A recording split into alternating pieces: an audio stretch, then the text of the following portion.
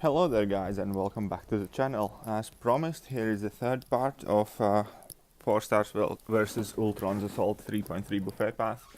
So we're gonna pick right up where we left on. We died on this Ultron science drone. So we're just gonna revive up the Quake. Also I have a few of those 20% boosts expiring, so we're just gonna pop that up because there's no point in letting them expire. So we're getting back in here. Again, it's going to be a typical Quake fight. Nothing too special about it. I just wanted to take a minute and talk a bit more about Quake, because I do generally believe she is and will remain one of the best answers for many difficult situations, just because she takes so many variables out of an equation when you're fighting, because she can basically, because you do not make any contact, a lot of defensive abilities don't work because her concussions reduces opponents' ability accuracy down to 0. They're not gonna be getting most of their buffs, and the fact that she doesn't make contact basically protects her from Thorn's damage and stuff like biohazard and so on and so forth. So she's definitely an incredible champ. I do recommend everybody to kind of like spend a bit of your time, try and pick up some tips and tricks playing Quake, because she can definitely save you a lot of times in the future in many different scenarios. And she's one of the champions I feel a lot of people in the community don't even attempt to play properly for some reason, and hopefully that's changing now because she's becoming more and more trendy, just because of this new playstyle where you try and avoid everything and you don't have to rely on parry, so she can take stun immune nodes and so on and so forth, and she can do like Korgs and other things. So anyways, that fight's over. There's nothing too special about it. Next fight's Wasp. She doesn't have buffet anymore. She has Tranquility. Wasp in general is a glass cannon. Her heavy can be deadly because she has a guaranteed crits over there, but she doesn't have too large of a health pool. A bit of a spoiler over there. I'm still doing these fights at work, so I did mess up here and there, and I do believe that Wasp is gonna catch me at some point soon as well. But obviously mistakes happen, practice makes perfect, and I'm no exception. So just need to keep on practicing, and perhaps in future we can revisit this path and hopefully do it without any items used at all. I believe total in this path I used about 7 revives from start to finish, using only 4 stars and no heal pots or nothing like that. So I don't think that's too bad overall, looking at what most of the other people on YouTube have done and seeing how that goes down. That's including the boss, by the way. So anyways, here Wasp caught me.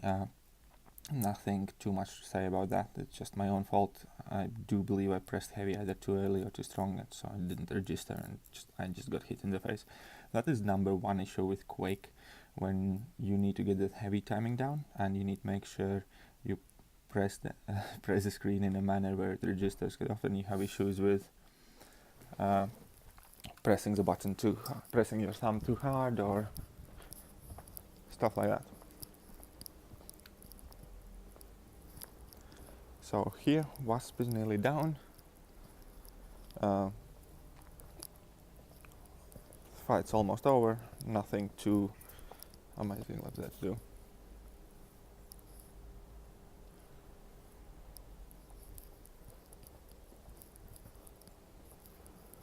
So the next fight is gonna be Hulk. It's Aspect of War Hulk, node which most of us should be really familiar right about now, just because all new Captain Marvel event quest is filled with this node. He has quite huge health pool, 288,000 health, so I'm sure Quake is gonna take a while. I do believe I mess up in this fight once again, but 1 revive to get this Hulk down overall isn't a bad showing at all, especially for a 4-star. I do get quite annoyed by the fact that I do die a bit more often than I hoped I would though, but oh well, things happen. As I said, practice makes perfect, and I'm sure we're gonna find ourselves back in here trying to do better and better. So yeah, Aspect of War essentially here is irrelevant, and that's another good thing for Quake, because A, they do not go unstoppable, because you do not let him have any power, so they can't use specials. And number 2 is you try and evade all hits anyways, so your lowered block proficiency and they're unblockable isn't really important because you're trying to play with no contact at all whatsoever. So here he caught me the first time, and shortly after the second time, again I'm having same issues with the heavy as I did before. It's just hard to say. Some days stuff like that happens. There's not much I can really say about that. Still trying to obviously make sure I do better. So we revived Quake, no point in healing her, and get back in there. So the Hulk is at 76%, and we're just gonna slowly take him down. Again, another thing I wanted to say about Quake is that she does benefit greatly from suicide setup and any sort of attack modification, because her concussion damage is directly based on her current attack. So if you want to play Quake seriously, she goes hand in hand with suicides, especially because you do not have to account for recoil damage because you're never going to be launching any special attacks. So only damage loss you will essentially get is at the beginning of the fight while Double Edge and Liquid Courage both are active, and then afterwards basically you're just going to be playing fine. Also for this chapter, because of fisticuffs, you do not get any poison or bleed damage. Essentially means suicides has no drawback for you if you're playing Quake. So there we got caught by Hulk again. Okay, so we used 2 revives for this guy. Like, no wait, it's 1. Yeah, 2 revives for this guy. Still could be worse. So we're reviving Quake, going back again. He's on halfway. He's already halfway down, so I believe we're gonna finish him off in this attempt. We will get clipped though, I think. But anyways, so there we are. Quake's doing her thing, trying to avoid everything in the corner.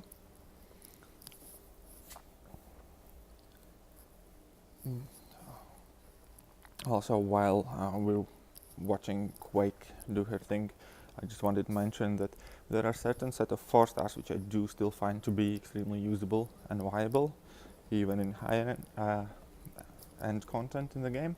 Quake being one of them, because Quake essentially does exactly the same things as her higher counterparts do, just the fact that it takes longer. But essentially, if you do not mess up, you do not get hit. It doesn't matter what star level Quake you're using. The only difference there is that it is going to take a bit more time. Like other champions that are extremely usable still, like Archangel, he has great damage output and he still has ability accuracy reduction and that heal block.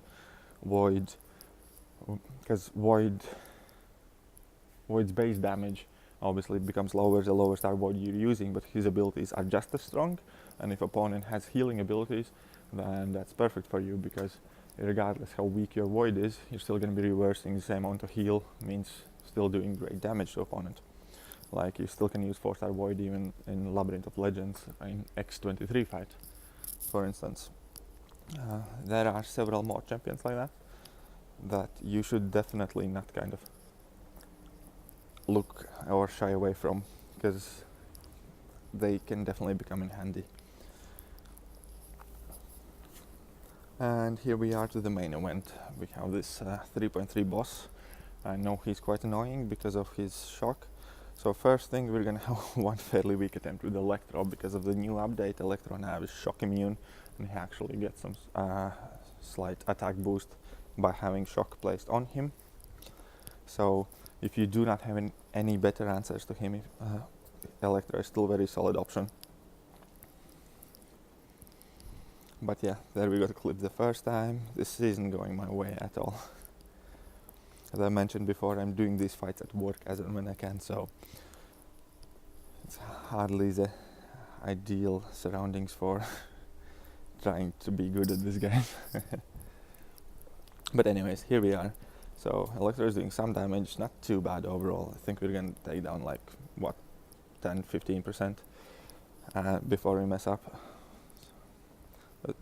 So at least it's something in the same pace we would have used like 7 revives, which is still not by far the most I have seen people use on this Ultorn. But after Electro attempt, we're gonna get back in there with Quake, because I just wanted to show that Quake can also deal with this boss extremely well, and I haven't seen all that many people do that. So there's a bit of play here, and here I just messed up. I let him smack in my face because I thought he's gonna dash back. Anyways, we're not gonna bother spending Heimdall. We're just gonna go back in with Quake on 1%. So he's on 85%. And let's see how we do here. I did these fights a couple days ago, so I do not remember exactly how it went. But I believe he's gonna take us a couple of revives, or 1 or 2 revives to get him down. So as always, Quake does what she does. She's backed up in a corner, trying to avoid everything thrown at her, alternating in between dexterity and her auto evade on charging heavy attacks. Meanwhile, at the same time, placing on concussions. And I just wanted to mention that Quake is one of those champions that kind of gets more and more fun the more you play her. I have been playing and practicing and using her in a lot of content for quite a while now, and it doesn't get old, because every fight which you fight is kind of like you playing on the edge a bit, because you never know when you're going to get messed up, and she's the champion that's going to do exactly as good as you do. So the fights are always interesting, because you can get hit against anybody as long as you mess up. And that's one of the unique abilities Quake has, that she essentially disregards whoever you're fighting. It's always exactly the same fight, and it's always quite exhilarating experience. So here we got him down to 60-something%, I believe, or 70-something. And we messed up, so we're gonna take back Quake and go back in again. So I believe that was revive number 7 for the whole path. And yeah, this Ultron's on 63%. Let's see where can we get him down to. Obviously, needless to say, should the Quake be of 5-star rank 4 or 5-star rank 5, this fight would have probably been done or almost done. But that's the point, we're just trying to show what she can do even as a lower star champion.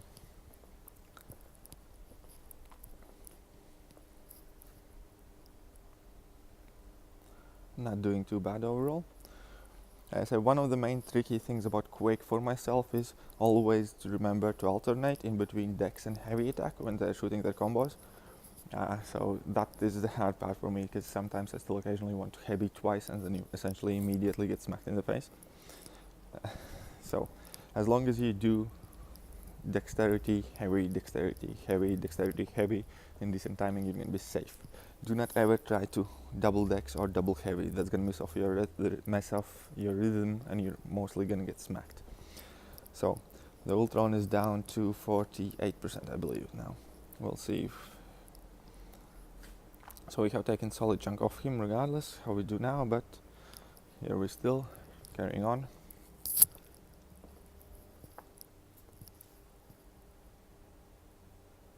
And that doesn't look too bad. And here we mess up, leaving Ultron on 45, I believe.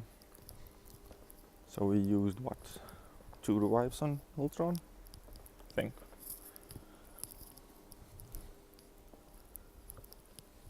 And we're getting back in there.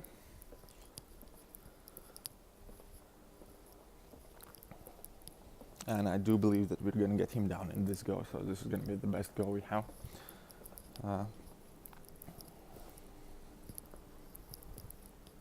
And yeah, I cannot stress how important it is to be like in good physical and mental state when you are playing with Quake, because for most champions you can just pick them up and kind of like, you know, parry, hit, parry, hit, avoid special, parry, hit, and the gameplay is fairly easy for many champions. Like you can pick up Blade, go on a random lane, and it's not going to be hard to kill something, or pick up Core with.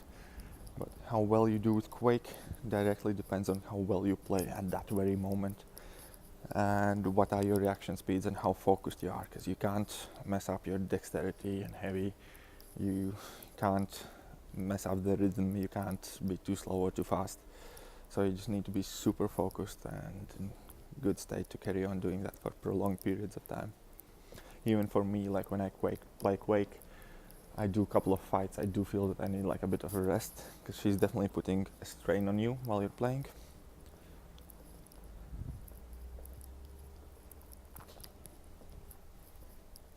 In my eyes, that's probably the one biggest drawback Quake has. The fact that she requires you to be on point while playing her. And often, like, in terms of alliance quest and things like that, it's not often possible, because many of us have lives, have works, have school, and we log in as and when we can, and we can't always find like a quiet place or set ourselves emotionally to play our best. But Quake definitely kind of demands that.